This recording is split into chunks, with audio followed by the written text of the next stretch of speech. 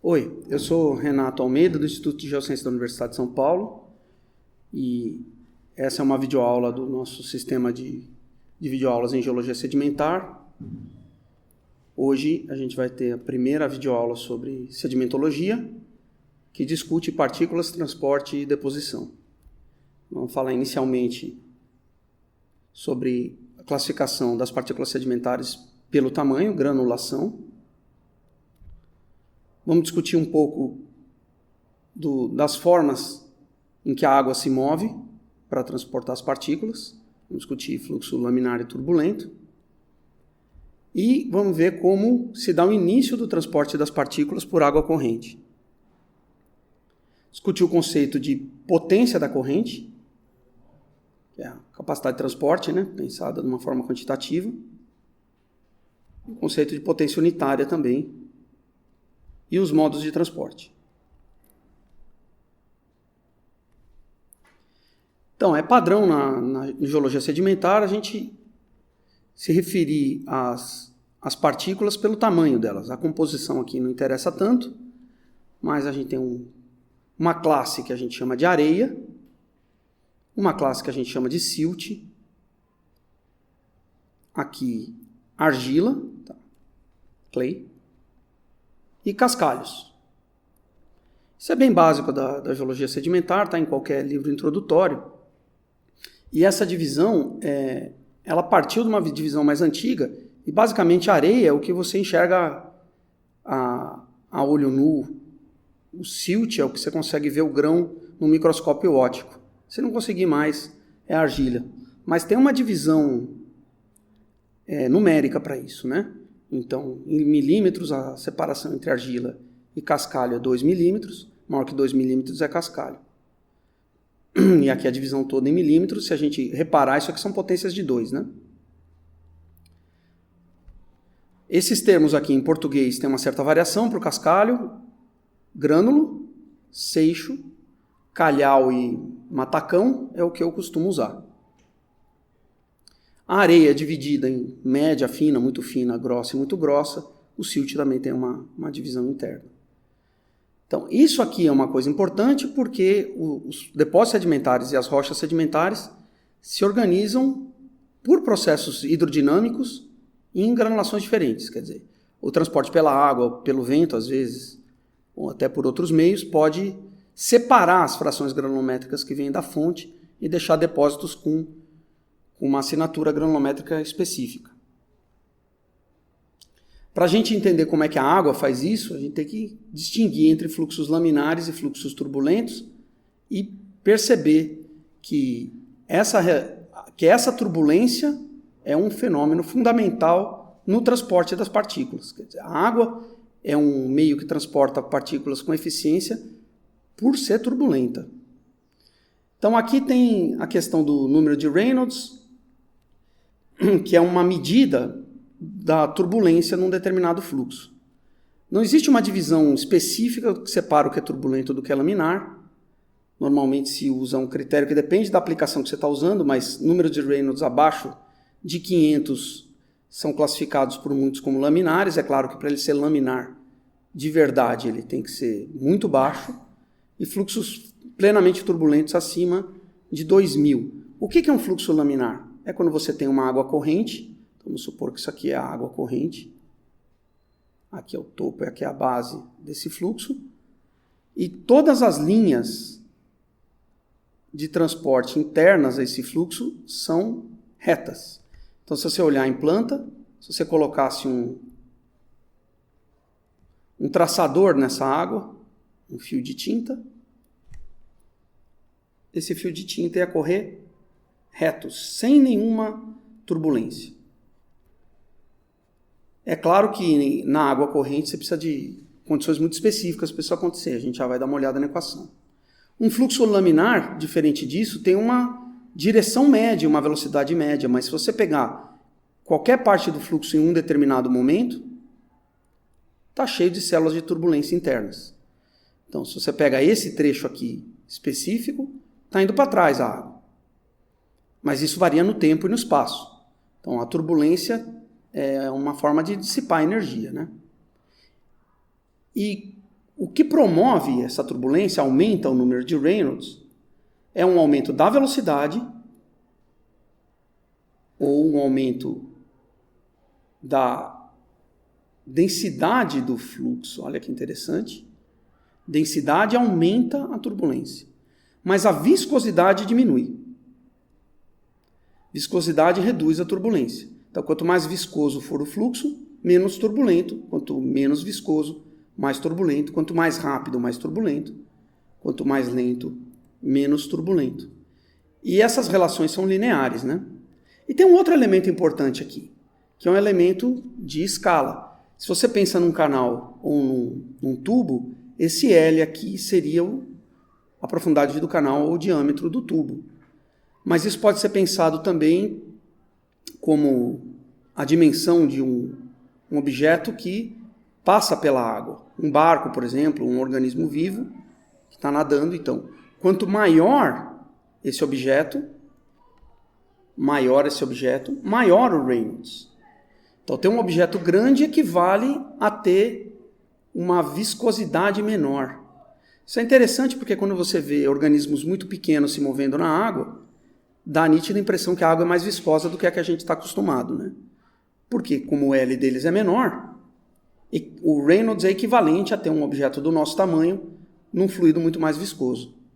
Então, esses parâmetros aqui, uma equação bem simples, determinam se vai ser laminar ou turbulento. E na natureza, a gente vai encontrar fluxos laminares em água só se a água for muito lenta. Porque a densidade e a viscosidade variam um pouco da água, né? Só com a temperatura, a salinidade, mas é muito pouquinho. E você vai ter fluxos laminares em águas muito lentas ou em águas que estão sendo avaliadas para objetos muito pequenos. No entorno de uma partícula, muito perto do fundo, o fluxo é laminar. Mas, tomado de uma forma geral, na natureza a água é quase sempre fluxo turbulento. Então, quais são os fluxos espessos, assim, grandes, que são laminares na natureza? Bom, alguns fluxos de lama muito densos, alguns derrames de lava. Bom, os derrames de lava, em geral, tendem a ter turbulência muito baixa. Então, isso aqui está nos livros de sedimentologia, mas, na verdade, a gente vai lidar só com fluxos turbulentos, água e ar. O fluxo laminar é um efeito de fundo ou de contorno em volta do grão, que tem uma relevância muito grande, mas quando você observa no detalhe, você vê uma parte do fluxo como laminar, geralmente no fundo ou em contato com os grãos. Então é isso que a gente tem que imaginar, né? Porque se você tem uma água corrente,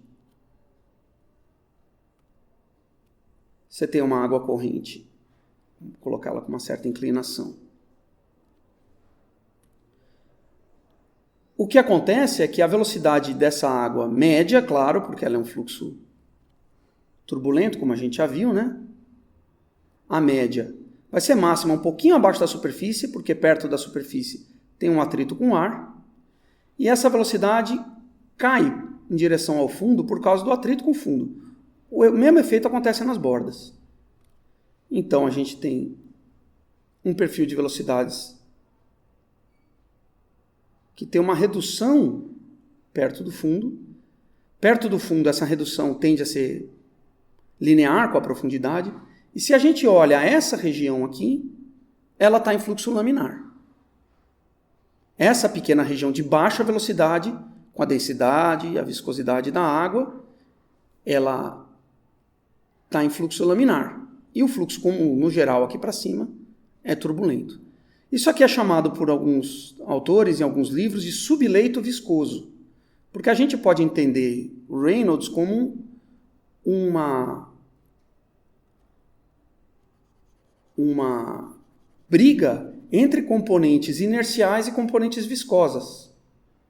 A gente pode pensar que velocidade, tamanho e densidade ajudam a inércia do fluxo e a viscosidade se opõe a ela. Então, componentes inerciais tendem a aumentar a turbulência, porque qualquer irregularidade vai ser amplificada, né? Se o fluxo era para cá, ele encontra um obstáculo, que pode ser também uma outra massa d'água, e diverge nessa direção, a inércia tende a amplificar essa turbulência. enquanto a viscosidade tende a restringir e manter isso reto. Então, é uma guerra entre a inércia, a viscosidade, e a gente tem, por esse motivo, uma designação de subleito viscoso para essas coisas que estão aqui com Reynolds muito baixos. Isso tem uma implicação muito grande no transporte sedimentar e no início do movimento das partículas. Isso aqui é uma questão importante porque as componentes verticais da turbulência, elas têm uma relevância muito grande. Bom, a turbulência se dá em todas as direções, né? Mas as componentes verticais da turbulência têm uma importância muito grande em iniciar o movimento de partículas e manter as partículas em movimento. Então, se a gente imagina um fundo de uma corrente de água,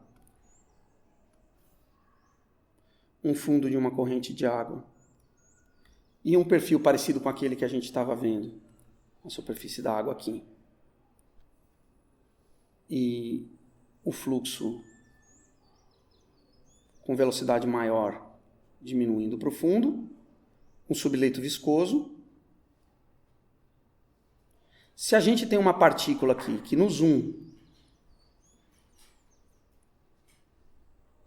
no detalhe, essa partícula é menor que o subleito viscoso, o grão está aqui dentro, é difícil colocá-la em movimento porque as componentes verticais da turbulência não estão afetando isso. Aqui o fluxo é laminar. Então, como que você inicia o movimento dessa partícula? Bom, ele é laminar, mas ele é mais rápido em cima do que embaixo.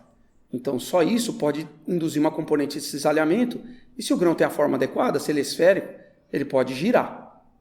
Mas para você arrancar realmente ele do repouso, tem processos que podem ser mais eficientes do que esse. Então, se o grão é realmente esférico, tem uma primeira possibilidade que é a dele ser removido dessa posição porque a pressão acima do grão fica menor do que embaixo. Bom, se ele é esférico, ele toca o fundo num ponto. Então passa água embaixo dele também, porque é só um ponto que toca no fundo. E se essa água que passa embaixo é mais lenta do que a água que passa em cima, a gente tem um efeito parecido com a da asa do avião. Então essa pressão menor em cima do que embaixo faz uma componente para cima e o grão pode ser removido do repouso. Uma outra questão que pode acontecer, e ela é mais relevante se o grão for maior do que o subleito viscoso, é do fluxo sofrer uma interferência pelo grão, que passa em volta aqui e passa em cima, e isso gera uma turbulência. A presença do grão gera turbulência.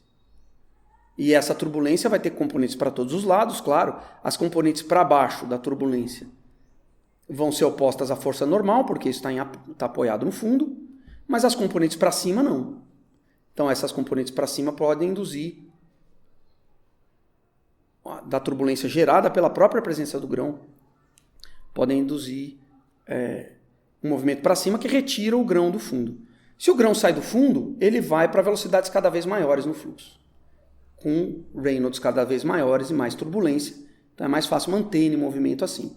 Tirar o grão do fundo é uma coisa difícil.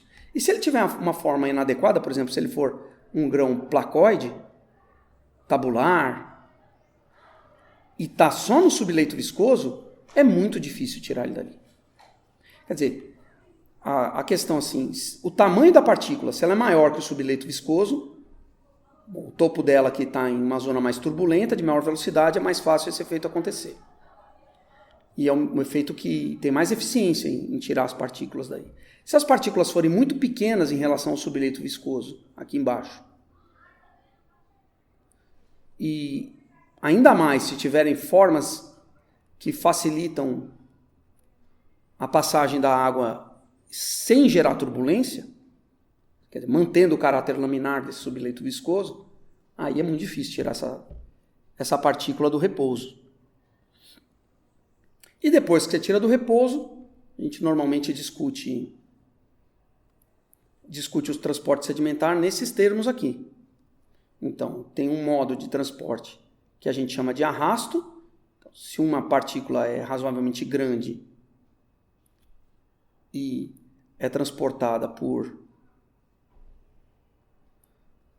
pelas componentes da corrente que estão atuando na superfície da partícula, ela pode ser arrastada no fundo. Isso aí geralmente é o modo de transporte de fragmentos grandes, de seixo para cima. Seixos também, com a forma adequada, vão sofrer aquele efeito de cisalhamento porque a velocidade da água perto do fundo é menor do que mais longe, então o topo tem a velocidade maior do que a base, isso induz o rolamento da partícula. Então isso aqui é um modo de transporte que funciona muito para partículas maiores também.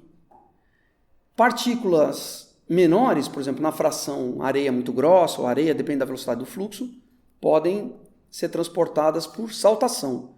E o que é isso? A partir do momento que ela foi retirada do repouso, essa partícula estava aqui, foi retirada do repouso por uma componente vertical para cima da turbulência, ela vai para águas cada vez mais rápidas, e é claro que ela não vai ter uma trajetória totalmente linear, tem a turbulência do fluxo, ela vai para águas cada vez mais, ela tem uma densidade maior do que a da água, então ela tende a descer. Aqui ela foi para velocidades grandes, e depois ela desce voltando para velocidades menores, faz uma trajetória desse tipo. A hora que ela chega no fundo, ela pode quicar, ela bate e elasticamente é devolvida para cima. Então ela fica nesse modo de saltação. É claro que o comprimento de onda médio dessa saltação vai depender da massa da partícula. Então partículas maiores podem fazer uma saltação mais perto do fundo, uma saltação curta, partículas menores, uma saltação mais longa. E existe um outro modo de transporte, que é a suspensão, que mesmo a partícula sendo mais densa do que a água, ela se mantém sem tocar o fundo por muito tempo. Então ela vai ser influenciada pela turbulência e vai fazer uma trajetória influenciada pela turbulência e não toca o fundo. Isso acontece se a massa dela for pequena o suficiente para a tendência de descer para o fundo pela gravidade ser muito pequena em relação às componentes vetoriais para todos os lados da turbulência. Então, ela é jogada para cima e é jogada para baixo pela turbulência com uma energia muito maior do que aquela do movimento gravitacional para baixo. Então ela tende a ficar em suspensão como uma pipa num vento forte, né? Se o vento para, a pipa desce. Mas como o vento é forte, ela é levada muito longe pelas células de turbulência. Então são esses modos de transporte que a gente vai discutir ao longo de todo o curso sobre sedimentologia e transporte de partículas. Então a gente tem arrasto e rolamento, saltação e suspensão, e a gente define uma carga de fundo como as coisas que estão sempre no fundo ou tocando o fundo intermitentemente. Então, arrasto, rolamento e saltação é carga de fundo. E a carga de suspensão é o que está sendo levado sem tocar o fundo periodicamente, né?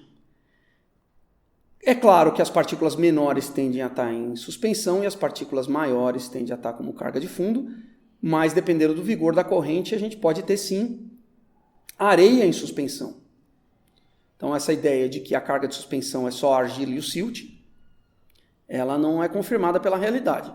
A areia é carga de suspensão, principalmente em eventos de descarga aumentada de correntes de água, que podem ser costeiras, marinhas ou continentais.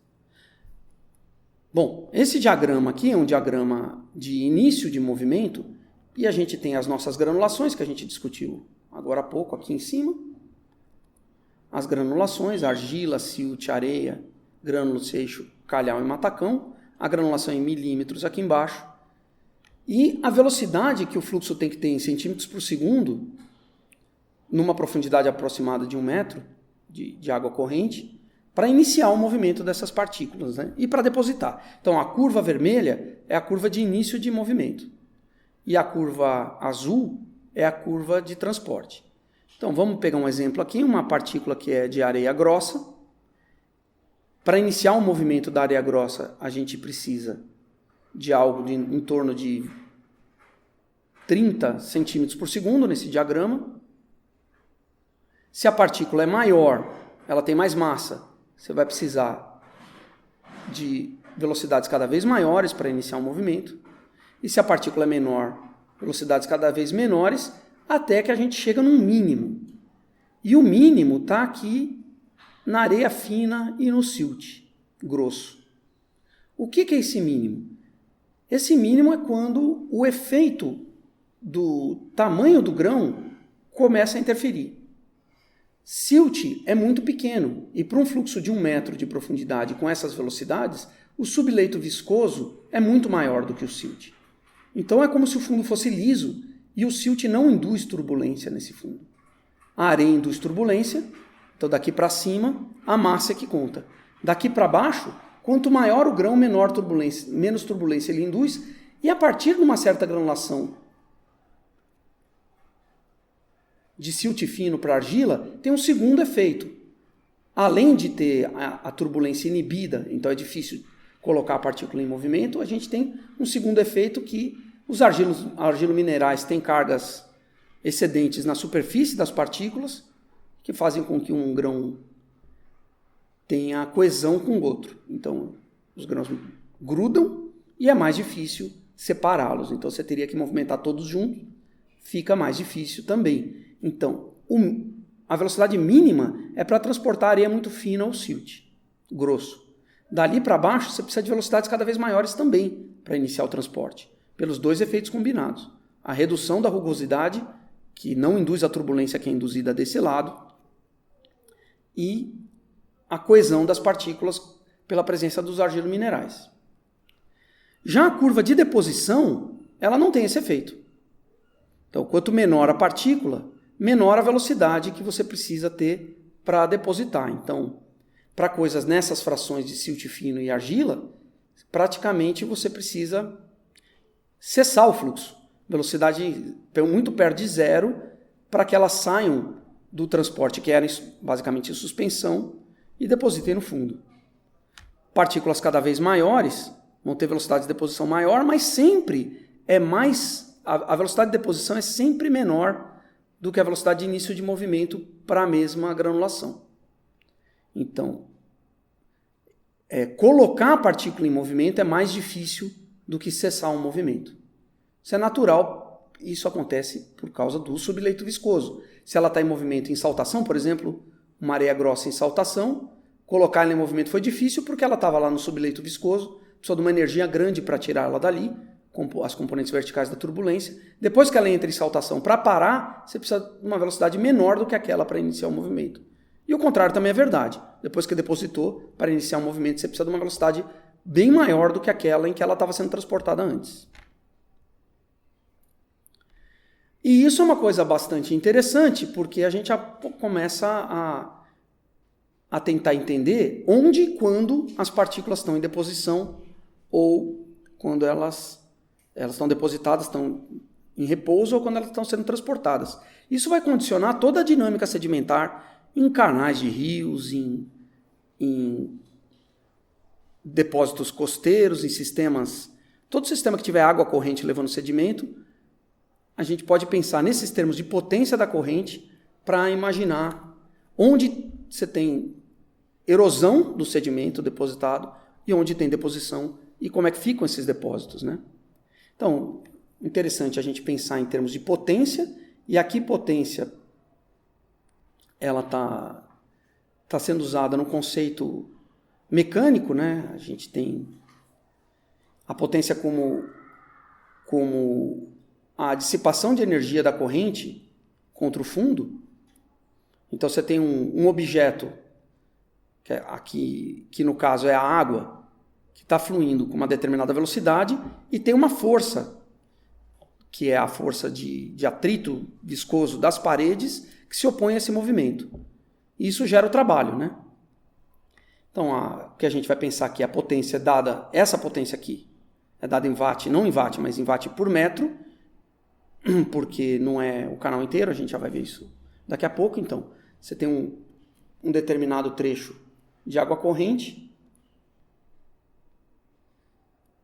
aquele nosso canalzinho, você pega uma medida linear de 1 metro e a gente vê o quanto trabalho está sendo realizado nas margens. Isso é claro que vai ser a densidade da água vezes a aceleração da gravidade vezes a descarga, que com isso a gente vai ter a densidade vezes a gravidade vezes a descarga, vai ser densidade em tonelada por metro cúbico, ou quilo aqui, por 1000 quilos por metro cúbico, metro por segundo ao quadrado, e a descarga em metro cúbico por segundo. Juntando esses três, a gente vai ter o quê? Quilo vezes metro dividido por metro cúbico, então quilo por metro quadrado, por segundo ao quadrado. Se você multiplicar pela descarga, o metro quadrado de cima corta, então você vai ter quilo, o metro cúbico cortou com o metro cúbico, sobrou um metro em cima e segundo ao cubo embaixo. Note que potência é quilo vezes metro ao quadrado por segundo ao cubo. E a gente ficou com quilo, metro, segundo ao cubo. Por isso que essa nossa medida de potência é watt por metro. Porque isso é um watt, a gente não tem metro quadrado, aqui tem metro, então a gente está com watt por metro. Se você multiplica isso pela declividade do canal, que é adimensional, você tem uma medida da potência da corrente.